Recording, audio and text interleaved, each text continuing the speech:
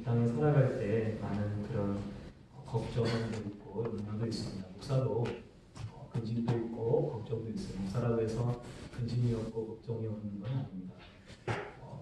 사실 올해 처음 시작할 때 하나님께 이제 이자가 계속 올라가니까 저희는 교회를 구입을 했기 때문에 상가를 구입을 해서 교회를 개척을 했습니다. 그래서 처음부터 빚을 지고 개척을 했습니다. 근데 이자율이 자꾸 올라가더라고요. 그래서 하나님 앞에 기도하기, 하나님 빚 좀 갚을 수 있게 좀 해주세요 라고 하면서 처음 시작할 때 저희 아내가 두 군데에서 두 개로 저희 아내 이름으로 해서 두 개로 빚을 진 게 있어요. 하나가 1,100만 원이 남아있었고 그다음에 하나 또 8천만 원이 남아있었어요. 그게 이제 다 교회 빚이죠. 그리고 물론 교회 상가로 해서 남아있는 그런 빚도 있고요. 그래서 하나님 앞에 기도하기를 하나님 1,100이 이렇게 따로 있는데 그거 하나 좀 없애주시면 안 됩니까? 라고 처음 올해 시작할 때 기도를 했어요. 근데 그렇게 기도하고 한 2주 정도 지났는데 성도님 두 분이 한 분이 500만 원, 한 분이 600만 원을 헌금을 하셨어요. 정확하게 1,100만 원. 그래서 그걸 또 갚았어요.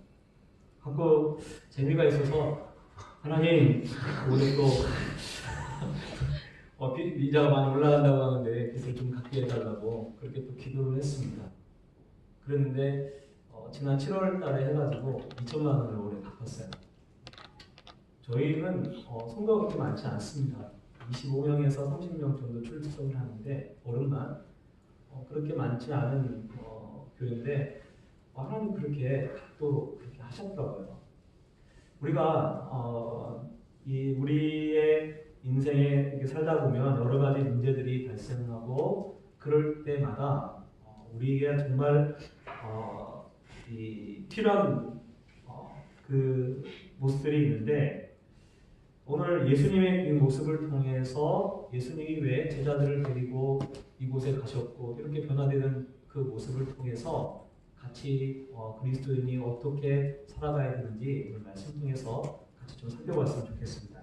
오늘 말씀을 보면 예수님이 엿새후라고 말씀하시죠. 이 엿새후는 무엇을 말하냐면 예수님이 사람들이 나를 누구라고 하느냐 이렇게 물어봤을 때 베드로가 주님 그리스도시요 살아계신 하나님의 아들입니다 라고 고백을 합니다. 그러니까 그때부터 예수님께서 십자가 달려서 돌아가시게 될 것을 말씀하시죠. 그랬더니 베드로가 주여 그리마옵소서 그렇게 이야기를 합니다. 그러니까 예수님이 야 사단아 내 뒤로 물러가라 너는 나를 넘어지게 하는 자로다 라고 이야기를 하시죠. 그리고 그 말씀을 하신 이후에 지금 엿새가 지난 거예요. 예수님이 제자들에게 사실 이 십자가 달려서 돌아가시는 그 얘기를 했을 때 제자들 입장에서는 예수님이 돌아가시지 않기를 원했습니다. 그리고 여전히 예수님이 그렇게 말씀하셨어도 제자들은 어떻게 생각했냐면 예수님이 십자가 달려 돌아가시는 것을 좋게 여기지 않고 있었어요.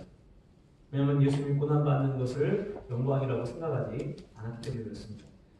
바로 그때 그 기준으로 해서 6일이 지났을 때에 예수님이 제자들을 이 베드로, 요한, 야고보 이 세 사람을 데리고 높은 산에 올라가셨습니다. 산 이름은 나오지 않는 것을 언급되지 않습니다. 어느 복음서에도 산 이름이 언급되지 않아요. 근데 아마 갈릴리 지역에 있는 헬문산이나 다볼산이나 이 두 개의 산일 것이다라고 학자들이 추측을 합니다. 아마 그 이름이 나오지 않은 것은 산이 예수님을 변화시킨 것이 아니기 때문에 아마 만약에 산이 변화됐으면 거기에 또 교회 세우고 난리 났을 거예요. 올라가서 꼭대기 올라가서 주여 변하게 해주십시오. 뭐 이런 일들이 벌어질 것을 주님이 아시고 아마 이름을 언급하지 않았나라는 생각이 듭니다. 근데 보면 산에 올라가서 예수님이 그러면 이 제자들을 데리고 무엇 하시기 위해서 올라가셨나? 바로 누가복음에 보면 기도하러 올라가신 거예요. 기도하러. 이게 습관을 쫓아서 예수님이 기도하러 가셨는데 예수님이 붙잡히는 그날 밤에도 감람산에 올라가서 기도하시죠. 기도하시는 것이 습관적으로 기도하시는 거예요. 그래서 오늘 말씀에 보면 세 사람만 데리고 올라가는데 아마 이 세 사람을 데리고 기도하는 것들이 많이 있었던 것 같아요. 그러니까 제자들이 반발하지 않고 갔던 것으로 보입니다. 그런데 보면 예수님이 올라가셔서 몸이 변화되고 변형되고 하는 것을 보여주기 위해서 제자들을 데리고 갔나? 저는 그렇게 보지 않습니다. 예수님도 변화될 것을 생각하고 간 게 아니고 기도하러 가신 거예요. 기도하러 가시는데 하나님께서 어떻게 하셨나? 그들 앞에서 이 제자들 앞에서 기도하고 있을 때에 그의 모습들이 변화되고 바뀌는 모습을 보여주고 있었던 거죠. 그것은 제자들에게 어떤 모습을 보여주냐면 어떤 때가 영광스럽게 우리가 변화되고 우리의 삶이 바뀌게 되는가를 제자들에게 정확하게 가르쳐주고 있는 거죠. 여러분 우리가 힘든 일이고 어려운 일이 있을 때 기도하면 우리의 마음이 바뀌어지고 그리고 상황이 바뀌어지는 것을 많이 경험합니다. 저는 교인이 떠나면 제일 마음이 아프죠. 개척교회는요, 잘 누가 들어오질 않아요. 그래서 저번에 시차례를 우리 그 노예에서 저희가 다닌 교단의 그 노예 그 시차례에 가서 저랑 같이 개척을 했던 비슷한 시기에 개척했던 그 목사님하고 좀 얘기를 했는데 그 목사님이 그러시더라고요. 교인이 많이 떠났대요. 교인이 떠나는 거는 있을 수 있지만 사실은 개척교회가 사람이 떠나면 큰 교회는 이렇게 많이 왔다가 이렇게 나간 만큼 그대로 또 똑같이 들어와요. 보면. 근데 개척교회는 떠나면 사실 들어오지 않습니다. 잘 안 들어와요. 특히 사람이 더 적으면 적을수록 더 안 오죠. 왜냐하면 와서 사람이 없으면 사람들이요 예배 드리면서 제가 개척교회를 해봤으니까 지금도 마찬가지예요. 사람들 딱 와서요 처음 와가지고 예배는 안 드리고요 숫자를 세요. 몇 명이 있는가 그것도 몰라. 제가 한 명도 그냥 처음부터 예배를 드리기 위해서 오신 사람 한 번도 못 본 것 같아요. 딱 보면 무조건 숫자를 세요. 처음부터 그리고 또 하나 또 살피는 게 뭐냐면 몇 평이나 되나 이러고 살핍니다. 그런데 그 적은 평수라고 해도 사람이 많이 있으면 그냥 그래도 여기 뭐가 있나 보다라고 와요. 근데 사람이 없으면 딱 숫자를 싹 세고 자기 마음에 안 오면 그 다음에는 안 와요. 이 저희 교회도 왔다가 얼마나 많이 가는지 몰라요. 아마 다 온 사람만 다 받았으면 지금 100명도 넘었을 거예요. 근데 그 왔다가 그냥 구경하고 다 가요. 그 숫자를 세고 가요. 숫자 세고. 또 어떤 분은요 딱 들어와서 이렇게 문을 딱 열고 숫자를 셉니다. 문을 열고 문 잡고 그리고 문 닫고 나가요. 정말 그러면 이제 이건 너무 힘들죠. 그런데 교회를 떠나요. 성도가 떠나요. 그러면요 마음이 얼마나 아픈지 몰라요. 그래서 한 번은 교회를 어떤 집사님 부부가 떠나가지고 너무 마음이 아파서 큰일 났다. 마음속에 생각이 드는 게 큰일 났다. 이거 어떡하지? 그리고 막 굉장히 불안한 거예요. 왜냐하면 이제 다음 바로 주일부터 이 표시가 딱 날 거 아니에요. 두 자리. 그때는 제 기억에 한 15명 나올 때인데 15명 나오는데 2명이 빠졌어요. 그러면 13명이잖아요. 엄청나게 큰 자리. 하나님 마음속에 막 부담이 확 돼가지고 기도하는데 하나님이 한 달을 기도하라고. 한 달을 매일 3시간씩 기도하래요. 저도 그런 마음을 감동을 주셨어요. 그래서 3시간씩 기도했어요. 하나님. 근데 정말 기도하기 시작하니까 한 3시간씩 매일 기도하고 그리고 한 달 동안에 막 변화가 막 나타날 줄 알았는데 아무 일도 없더라고요. 한 달을 기도하는데 아무도 안 와요. 아무도. 한 명도 안 와요. 나는 한 달 기도하면 하나님이 그 안에 뭔가 이렇게 일어날 줄 알았어요. 한 달을 딱 기도했어요. 그리고 마지막 날 기도하면 하나님 이제 마지막입니다. 이러고 한 달 하나님이 약속하신 한 달입니다. 딱 기도했어요. 그런데 바로 기도가 끝나는 바로 그 주에 젊은 집사님 부부가 등록을 하셨어요. 교회. 그리고 그 다음 주에 우리 교회 정말 기둥같이 지금 일하고 계시는 그 권사님 집사님 가정이 등록을 하셨어요. 그러면서 그 기간에 그 한 달 그 기도가 끝나고 한 달 기도가 끝나고 그 한 달 만에 우리 교회가 한 단계 업그레이드가 됐어요. 다 따로따로 오셨는데 한 10명이 오신 거예요. 저희 교회. 그래서 그 이후부터 저희 교회가 완전히 그 형편이 좀 나아졌어요. 왜냐하면 헌금도 잘하시고 열심히 있는 분들이 그렇게 들어오게 하시더라고요. 여러분, 우리가 기도하면요 어떤 일이 일어나냐면요, 우리 눈에는 아무런 것도 보이지 않지만 우리 안에 영광의 빛이 비치는 줄 여러분 믿으시기 바랍니다. 예수님이 기도하니까요, 기도할 때 변형되시는 거예요. 기도할 때 변형되는 모습을 제자들에게 가르쳐 줍니다. 그래서요, 우리가 기도하기 전하고 기도한 후하고는요 다른 사람이에요. 우리가 기도하잖아요. 그러면요 우리는요 이제 기도하기 전하고 완전히 다른 사람이 되어서 변형되고 그리고 빛나게 되는 줄 여러분 아시기 바랍니다. 그리고 하나님 영광의 빛이 비치는 거예요. 그러니까 사실은 기도하기 전에는요 걱정하고 염려하고 근심하고 있는데 기도하기 시작하면요, 기도하고 끝나고 나면요 어떻게 바뀌냐면 마음이 담대해요. 그래서 예전에 조용기 목사님 책을 읽었더니 조용기 목사님 그 교회를 지을 때에 이 여의도 수봉교회 지으니까 어마어마하잖아요, 크기가. 근데 이제 빚으로 짓는 거예요. 그 조용기 목사님 빚으로 지니까.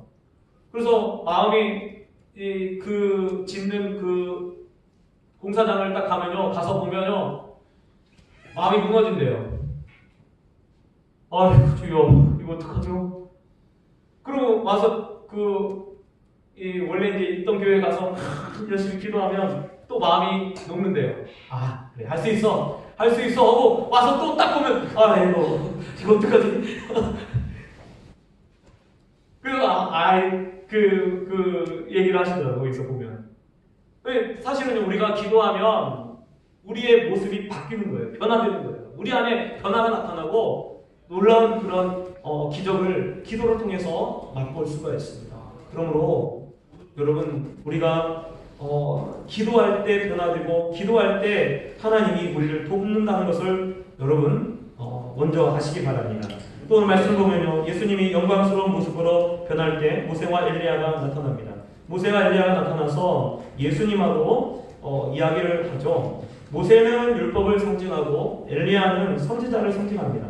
그래서 구약을 말할 때 율법과 선지자 그러는데 모세와 엘리야가 나타났다는 것은 무엇을 의미하냐면 바로 구약의 이야기를, 구약의 모든 것을 대표하는 거죠. 근데 구약의 모든 것을 대표하는 사람 둘이 나타나서 예수님과 어떤 이야기를 하나?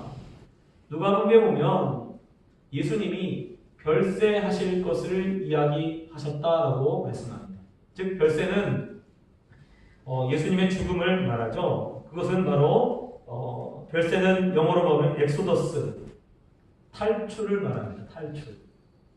즉 예수님이 십자가 달려서 돌아가시는 그것이 무엇이라고 이야기를 하냐면 탈출이래요.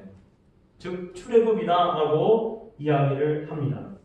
그러니까 예수님께서 십자가 달려서 돌아가시면서 돌아가시면서 어떤 일을 하시는 거냐면 우리를 죄악 가운데서 출애굽하신 거죠. 그래서 그 이야기를 하고 있는 거예요. 근데 왜 사실 그 얘기를 보여주나? 제자들은요 예수님이 십자가 지는 것을요 부정적으로 생각해요. 그것이 별로 좋지 못하고 주님께는 정말 안 좋은 거다라고 이야기를 하고 있습니다. 그런데 바로 그렇게 부정적인 생각을 하고 있는 그 사람들에게 예수님이 십자가 지시고 예수님이 돌아가실 것을 이야기할 때 해같이 빛나고 그리고 정말 옷이 휘어지는 그 모습을 보여주시는 거예요. 그래서 제자들의 인식을 바꿔놓는 거죠. 언제가 가장 영광스러운가? 바로 예수님이 십자가 달려서 돌아가실 때가 가장 영광스럽다는 거예요. 여러분, 그리스도인들에게 가장 영광스러운 순간이 언젠가요? 그리스도인들에게도 마찬가지예요. 그리스도인들도 십자가를 지고 갈 때가 가장 영광스럽습니다. 에스더서에 보면 에스더서가 사실은 에스더 이야기는 별로 나오지 않고 모르드게의 이야기는 굉장히 많이 나옵니다. 그래서 왜 모르드게서가 아니고 에스더서일까라고 생각이 돼요. 근데 여러분 에스더라고 하는 이 단어, 이 이름의 뜻이 별입니다. 별. 근데 에스더가 왜 에스더서가 되냐면 에스더가 어떤 이야기를 하냐면 자기가 그 유대인들을 위해서 내가 죽으면 죽으리이다 라고 이야기를 하죠. 그래서 사실은요 그 책에서 가장 빛나는 순간이 언제냐면 죽으면 죽으리이다 라고 이야기하는, 그렇게 이야기하고 그대로 실천에 옮기는 에스더의 모습이 가장 빛나는 모습이 되어집니다. 왜냐하면 그때가 가장 영광스러운 순간이 되어지기 때문에 그래요. 우리가 교회에서도 저도 보면 우리 교회도 보면 제일 나이 많으신 우리 권사님이 제일 헌신하세요. 요즘은요 청소를 이렇게 월, 수, 금 이렇게 다니세요. 나라에서 하는 청소를. 그래서 한 달에 27만 원을 받으시는데 그 월, 수, 금을 다니시니까 이제 자기가 교회 청소를 할 수 있다는 거예요. 그래서 목사님은 쉬시라고 하면서 81세 되신 그분이 저희 교회 청소를 다 해요. 혼자. 토요일 날 오셔가지고 늦게 나오라는 거예요. 왜? 목사님 있으면 걸리성거린다고. 그래서 늦게 나오라고 그분이 청소 다 하시지. 우리 교회 이 물 화분 이런데 물 다 주시고 그렇게 하셔요. 주일날은 그분이 제일 앞에 와서 그 안내를 서세요. 그래서 그 주보를 이렇게 나눠주시고 계셔요. 저는요 그분을 보면서 어떤 생각이 드냐면 그분이 우리 교회에서 제일 큰 상을 받을 것 같아요. 그리고 그 모습을 보면서 많은 우리 성도님들이 은혜를 받습니다. 그분이 하시는 모습을 통해서 은혜를 받아요. 그러면 그분이 내가 나이 많으니까 대접받는 모습을 통해서가 아니고요. 그분이 헌신하는 모습. 설거지를 제일 많이 하죠. 그분이 제일 많이 하죠. 여러분 우리의 인생에서 가장 영광스러운 순간이요 언제냐면요 우리가 십자가 지고 나갈 때가 가장 영광스러운 순간입니다. 그래서요 우리 임원들도 헌신하고 계신데 임원들이 헌신할 때가 가장 아름다운 거예요. 그때가 영광스러운 거고 그때가 빛나는 거예요. 가장 영광스러운 순간. 때로는요 고생을 각오하고 희생을 각오하고 갈 때 영광스럽습니다. 여러분 지점에서도 막 자기 이익만 찾는 사람이 있을 것 같아요. 제가 볼 때. 그런데 정말 자기 이익만 찾는 사람이 있는 반면에 막 그 지점에서 헌신하고 희생하고 하는 사람이 있으면요 똑같이 보면서도 저 사람 참 괜찮다라고 하죠. 왜? 왜냐면 희생하고 헌신하니까요. 그러므로 여러분 하나님이 우리를 언제 영광스럽고 빛나다고 그렇게 여길까요? 우리가 십자가 지고 희생할 때 빛나게 보시고요. 그리고 영광스럽게 하실 줄 믿습니다. 또 보면 베드로가 너무 기뻐가지고 초막셋을 쳤다고 해요. 왜냐면 거기 있는 게 너무 좋았어요. 예수님의 그 변장한 모습과 그것을 보니까 너무 기쁘고 너무 좋았어요. 그래서 여기 계속 머물고 싶어가지고 천막 3개를 지읍시다. 그리고 여기 머무릅시다 라고 지금 얘기를 한 거예요. 그런데 그보다 더 놀라운 일이 일어나죠. 호련히 빛나고 빛난 구름이 그들을 덮어요. 저 빛난 구름이 뭘까? 여기 빛으로 쌓인 그 구름. 이게 뭘까? 구름은 빛나지는 않는데 사실은 그게 뭔지는 모르겠어요. 근데 그 빛난 구름이 싹 덮었다. 아마 제가 볼 때는 베드로와 그 요한과 야고보가 완전한 빛 속에 하나님이 비치시는 그 빛 속에 완전히 들어가지 않았나라는 생각이, 그래서 빛난 구름이지 않을까라는 생각입니다. 그런데 그 빛난 구름 속에서 어떤 이야기가 들립니까? 이는 내 사랑하는 아들이요 내 기뻐하는 자니 너희는 그의 말을 들으라. 그렇게 얘기합니다. 베드로는요 베드로후서 1장 10절에 보면 이 말을 다시 언급합니다. 내가 이야기하는 거 지금 우리가 전하는 이 예수님의 이야기는 공개한 얘기가 아니라 그냥 꾸며낸 얘기가 아니라 우리가 친히 그의 영광을 우리가 본다. 그때 그 하늘에서 그 구름 속에서 정확합니다. 이는 내 사랑하는 아들이요 내 기뻐하는 자니 너희는 그의 말을 들으라 라고 하는 그 말을 우리가 들었다는 거예요. 이 일에 우리가 증인이다 라고 하면서 베드로가 그렇게 이야기를 합니다. 그러면 하나님께서 왜 이러한 일들이 일어나도록 할까요? 저는요 이건 예수님을 위해서 이런 말씀을 하신 게 아니에요. 이거는요 제자들을 위해서 하신 말씀. 제자들에게 더 빛나고 더 멋지고 더 아름다운 그 순간이 언젠가 예수님의 말씀을 듣는 거예요. 예수님의 말씀을 듣고 예수님의 말씀대로 따를 때 그때가 가장 영광스러운 순간이 되어진다라고 말씀하고 있는 것입니다.